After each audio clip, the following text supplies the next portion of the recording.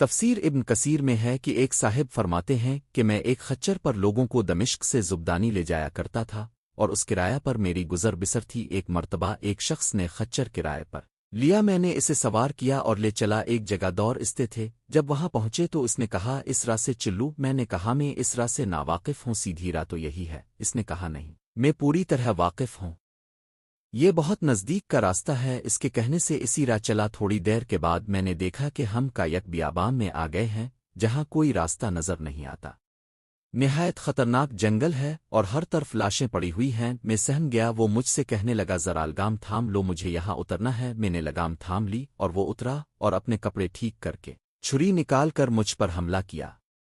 میں وہاں سے سرپٹ بھاگا، لیکن اس نے میرا تعاقب کیا اور مجھے پکڑ لیا۔ میں نے اس کی منت و سماجت کی، لیکن اس نے خیال بھی نہ کیا۔ میں نے کہا اچھا یہ فیچر اور کل سامان جو میرے پاس ہے تو لے لے اور مجھے چھوڑ دے۔ اس نے کہا یہ تو میرا ہو ہی چکا، لیکن میں تو تجھے زندہ نہیں چھوڑنا چاہتا۔ میں نے اسے اللہ کا خوف دلا، آخرت کے عذابوں کا ذکر کیا، لیکن اس چیز نے بھی اس پر کوئی اثر نہ کیا اور وہ میرے قتل پر تلا رہا۔ اب میں مایوس ہو گیا اور مرنے کے لیے تیار ہو گیا اور اس سے بامنت التجا کی کہ اب مجھے 2 رکعت نماز ادا کر لینے دیجیے۔ اس نے کہا اچھا جلدی پڑھ لے۔ میں نے نماز شروع کی، لیکن اللہ کی قسم میری زبان سے قرآن مجید کا ایک حرف بھی نہیں نکلتا تھا۔ یوں ہی ہاتھ باندھے دہشت زدہ کھڑا ہوا تھا اور وہ جلدی مچا رہا تھا۔ اسی وقت اتفاق سے یہ آیت میری زبان پر آ گئی، اللہ ہی ہے جو بے قرار کی بے قراری کے وقت دعا کو سنتا ہے اور قبول فرماتا ہے، اور بے بسی پہ کسی بختی اور مصیبت کو دور کر دیتا ہے۔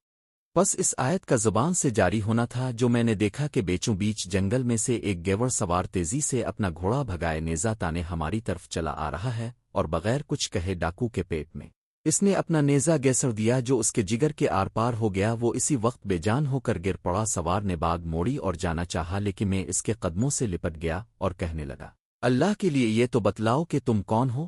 اس نے کہا میں اس کا بھیجا ہوا ہوں جو مجبوروں، بے قصوں اور بے بسوں کی دعا قبول فرماتا ہے اور مصیبت و آفت کو ٹال دیتا ہے۔